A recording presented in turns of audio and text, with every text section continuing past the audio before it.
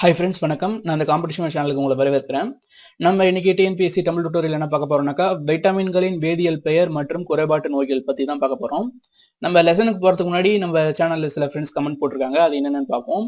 Veerapandian super sir அப்படின்னு சொல்லிட்டு comment போட்டிருக்காரு. ரொம்ப நன்றி வீரபாண்டியன். கவிராயர் என்ன சொல்லியிருக்காருனாக்கா, explanation with pictures are useful. Black background with white letters is also very pleasant to eyes. But please increase the volume, it will be better bro அப்படின்னு சொல்லியிருக்காரு. கண்டிப்பா கவிராயர், நான் வால்யூம் இன்னும் கொஞ்சம் அதிகப்படுத்துறேன். தமிழ்குமரன் வந்து என்ன சொல்லியிருக்காருனாக்கா, நைஸ் வீடியோஸ், தேங்க்ஸ் சார் அப்படின்னு சொல்லி போட்டிருக்காரு. ரொம்ப நன்றி தமிழ்குமரன். வைட்டமின்கள் வந்து உடலோட வளர்ச்சிக்கு வந்து ரொம்ப உதவிகரமா இருக்கு. அது மட்டும் இல்லாம எலும்பு, கண்கள், சருமம், கூந்தல் இதோட ஆரோக்கியமான வளர்ச்சிக்கும் வந்து வைட்டமின்கள் தான் பங்கு வகிக்குது. மொத்தம் 13 வகையான வைட்டமின்கள் வந்து இருக்கு. Vitamin A, C, D, K, E. அது மட்டும் இல்லாம B complex விட்டமின்களான B1, B2, B3, B5, B6, B7, B9, B12 இத மாதிரி 13 வகையான வைட்டமின்கள் வந்து மொத்தம் இருக்கு. நம்ம இந்த விட்டமின்களோட குறைபாடுகளையும் அதோட வேதியியல் பெயர்கள் பத்தியும் நம்ம ஒண்ணு ஒண்ணா பார்ப்போம். விட்டமின் ஏயோட கெமிக்கல் நேம் என்னன்னு பாத்தீங்கன்னாக்கா ரெட்டினால், இல்லைனாக்கா இதை கெரட்டினாய்ட்ஸ் அப்படின்னு சொல்லிட்டு சொல்லுவோம். இது விட்டமின் ஏவோட குறைபாட்டுல என்ன நோய் வருதுனாக்கா, நிக்டலோஃபியா அப்படின்னு சொல்லிட்டு ஒரு நோய் வருது. இது வந்து மாலைக்கண் நோய் அப்படின்னு சொல்லி சொல்லுவோம். இந்த வைட்டமின் ஏ இதுல அதிகமா இருக்குன்னு பாத்தீங்கன்னாக்கா, ஆரஞ்சு, பச்சை காய்கறிகள், கேரட்டு, அப்புறம் அந்த பூசணிக்காய் இதெல்லாம் வந்து இந்த விட்டமின் ஏ வந்து அதிகமா இருக்கு. ஓகேவா? விட்டமின் டியோட கெமிக்கல் நேம் என்னன்னாக்கா கால்சிஃபெரால். இந்த வைட்டமின் டி குறைபாட்டினால, அதாவது கால்சிஃபெரால் குறைபாட்டினால என்ன நோய் வருதுனாக்கா, ரிக்கெட்ஸ் அப்படின்ற என்புரிக்கி நோயும், ஆஸ்டியோமலேசியா அப்படின்ற எலும்பு மெலிவு நோயும் ஏற்படுது. இந்த ரிக்கெட்ஸ்னாக்கா என்னன்னாக்கா பாத்தீங்கன்னாக்கா, சாதாரண எலும்பு வந்து இது மாதிரி நேரா இருக்கும். ஒருவேளை ரிக்கெட்ஸ்னால பாதிக்கப்பட்ட எலும்பு வந்து இப்படி வளைஞ்சு இருக்கும். ஓகேவா? வளைஞ்சு டிஃப்ரெண்டா இருக்கும். அதான் வந்து ரிக்கெட்ஸ்னால ஏற்படுற பாதிப்பு. இந்த விட்டமின் டி எதுல அதிகமா இருக்குன்னு பாத்தீங்கன்னாக்கா, மீன், முட்டை மற்றும் ஈரல் இத மாதிரியான உணவுப் பொருட்கள்லாம் அதிகமா இருக்கு. காளான்லயும் இது அதிகமா இருக்கு. விட்டமின் ஈயோட கெமிக்கல் நேம் என்னன்னு பாத்தீங்கன்னாக்கா டோகோஃபெரால்ஸ்.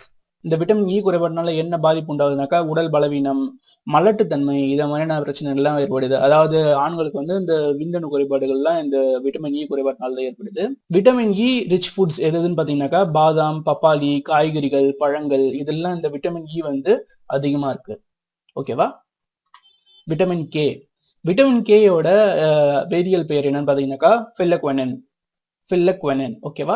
இது வந்து விட்டமின் கேயோட குறைபாடுனால என்ன நோய் ஏற்படுதுன்னு பாத்தீங்கன்னாக்கா, ரத்தம் உறையாமை. அதாவது பிளட் கிளாட் ஆகாம இருக்கும். அதாவது ஒரு காயம் பட்டா பிளட் வந்து வெளில வந்துட்டே இருக்கும். இதுதான் இந்த ரத்தம் உறைய நோய்க்கான அறிகுறி. இந்த நோய் வந்து பெரும்பாலும் வயதானவர்களை காணப்படாது. பிறந்த குழந்தைகள் தான் இந்த நோய் வந்து, அதாவது விட்டமின் கே குறைபாடு வந்து அதிகமா காணப்படும். இந்த விட்டமின் கே எதுல அதிகமா இருக்குன்னு பாத்தீங்கன்னாக்கா, இந்த பச்சை காய்கறிகள்ல வந்து இந்த விட்டமின் கே ரொம்ப அதிகமா இருக்கு. ஓகேவா?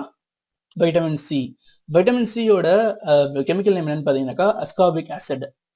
இந்த அஸ்கார்பிக் ஆசிட், அதாவது விட்டமின் சியோட குறைபாடுனால என்ன ஏற்படுதுனாக்கா, ஸ்கர்வி, அதாவது ஈறுகளில் வீக்கம், ரத்தம் இத மாதிரியான நோய் எல்லாம் ஏற்படுது. இது வந்து இந்த ஸ்கர்வியை வந்து செயிலஸ் டிசீஸ் அப்படின்னு சொல்லுவாங்க. முற்காலத்துல இந்த படகுல பயணம் பண்றவங்க எல்லாம் வந்து பதப்படுத்தப்பட்ட உணவுகள்லாம் வந்து சாப்பிடணும். அப்போ வந்து அவங்களுக்கு வந்து சிட்ரஸ் பழங்கள் இத மாதிரி இந்த மிளகு இதெல்லாம் அவங்களுக்கு கிடைக்காது. சோ இது சாப்பிட்றதுல அந்த பதப்படுத்தப்பட்ட உணவுகளே சாப்பிட்றதுல என்ன ஆகுதுனாக்கா, இந்த சத்து வந்து விட்டமின் சி வந்து அவங்களுக்கு கிடைக்காததால அவங்க வந்து இந்த நோயால அதிகம் பாதிக்கப்பட்டு இதனால இறந்து போனவங்க எல்லாம் நிறைய பேர் இருக்காங்க. அதாவது இது வந்து இந்த விட்டமின் சி வந்து எதுல அதிகமா இருக்கு பாத்தீங்கன்னாக்கா, இந்த சிட்ரஸ் பழங்கள், இந்த ஆரஞ்சு, இந்த எலுமிச்சை பழம் இந்த மாதிரியான சிட்ரஸ் பழங்கள்ல வந்து அதாவது அந்த ஆசிட் உள்ள சிட்ரஸ் ஆசிட் உள்ள பழங்கள்லாம் இது வந்து அதிகமா இருக்கும். ஓகேவா? அடுத்தது விட்டமின் பி ஒன்னோட வேதியியல் பெயர் என்னன்னு பாத்தீங்கன்னாக்கா, தயமின். இந்த விட்டமின் குறைபாடுனால என்ன பாதிப்பு ஏற்படுதுனாக்கா, பெரிபெரி அப்படின்ற ஒரு நோய் ஏற்படுது. இந்த விட்டமின் எதுல அதிகமா இருக்குன்னு பாத்தீங்கன்னாக்கா, அரிசி, வெஜிடபிள்ஸ், காலிஃபிளவர், பொட்டேட்டோஸ், லிவர், அதாவது ஈரல் மற்றும் இந்த முட்டையில வந்து இந்த B1 அதாவது தயாமின் வந்து அதிகமா இருக்கு. ஓகேவா? விட்டமின் பி டூ வந்து ரைபோஃப்ளாவின் அப்படின்னு சொல்லுவோம். இந்த ரைபோஃப்ளாவின் குறைபாட்டினால வந்து தோல் வெடிப்பு, நாக்குல வெடிப்பு இத மாதிரியான குறைபாடுகள்லாம் ஏற்படுது. அதாவது இந்த விட்டமின் B12 இதுல அதிகமா இருக்குன்னு பாத்தீங்கன்னாக்கா, பால் பொருட்கள் மற்றும் வாழை, பீன்ஸ் இதெல்லாம் வந்து இந்த விட்டமின் பி டூ வந்து அதிகமா இருக்கு.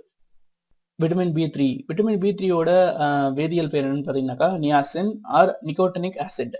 இந்த விட்டமின் பி3 குறைபாட்டால பலகரா ஆர்க்லோசிட்டிஸ் இந்த நோய் ஏற்படுது. அதாவது நினைவுத்திறன் குறைபாடு, வயிற்றுப்போக்கு, இந்த தோல் எரிச்சல், ரேஷஸ் இத மாதிரியான ப்ராப்ளம் தான் வந்து இந்த விட்டமின் பி3 குறைபாட்டினால ஏற்படுது.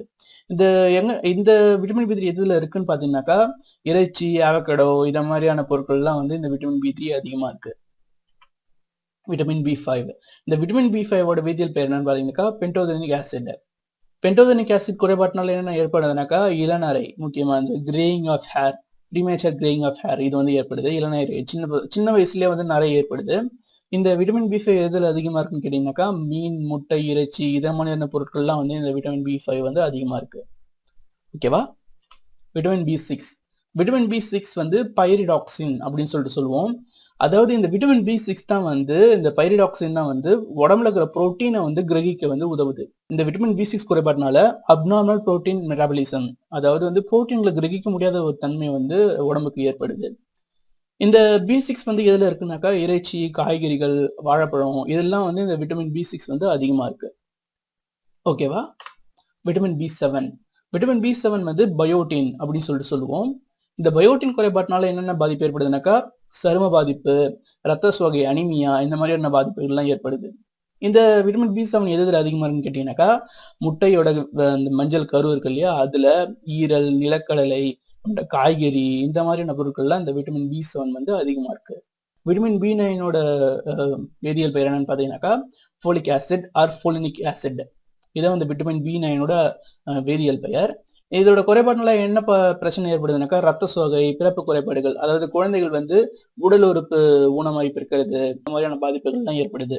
இந்த பி9 எதுல அதிகமா இருக்குனாக்கா கீரைகள், நிலக்கடலை இதெல்லாம் வந்து அதிகமா இருக்கு. அதனாலதான் வந்து இந்த கர்ப்பிணி பெண்கள் வந்து கீரைகள் நிறைய சாப்பிடுங்க அப்படின்னு சொல்லிட்டு பொதுவா வந்து சஜஸ்ட் பண்றது. விட்டமின் பி12ஓட வேதியியல் பெயர் என்னன்னு கேட்டீங்கன்னாக்கா சைனோகோபாலமைன். இந்த சைனோகோபாலமைன்ல என்ன இருக்குனாக்கா கோபால்ட், விட்டமின்களிலே காணப்படுற மிகவும் அபூர்வமான பொருளான கோபால்ட் அப்படின்ற ஒரு தனிமம் வந்து இந்த விட்டமின் பி12 இருக்கு. இந்த விட்டமின் பி12 என்னென்னத்துக்கு உதவுனாக்கா ரத்த செல்களுக்கும் மூளை நரம்புகளுக்கும் இந்த விட்டமின் பி12 உதவுது. பட் வந்து என்ன ஒரு பிரச்சனைனாக்கா இந்த விட்டமின் பி12 வந்து வெஜிடேரியன் ஃபுட்ல வந்து கிடையாது. ஒன்லி மாமிச உணவுகள்ல மட்டும்தான் இந்த விட்டமின் பி12 இருக்கு. அதனால வெஜிடேரியன் சாப்பிட்றவங்களுக்கு இந்த விட்டமின் வந்து குறைபாடு ஏற்பட ரொம்ப அதிகமான சான்சஸ் இருக்கு. ஓகே ஃப்ரெண்ட்ஸ், இந்த லெசன் உங்களுக்கு புரிஞ்சிருக்குன்னு நினைக்கிறேன். இதை மாதிரி அடுத்த பாடமும் உங்களுக்கு வேணும்னாக்கா சப்ஸ்கிரைப் பண்ணுங்க. நான் இந்த பாடத்துல ஏதாச்சும் தப்பு இருந்தாலும் கண்டிப்பா எனக்கு கமெண்ட் பண்ணுங்க. நன்றி.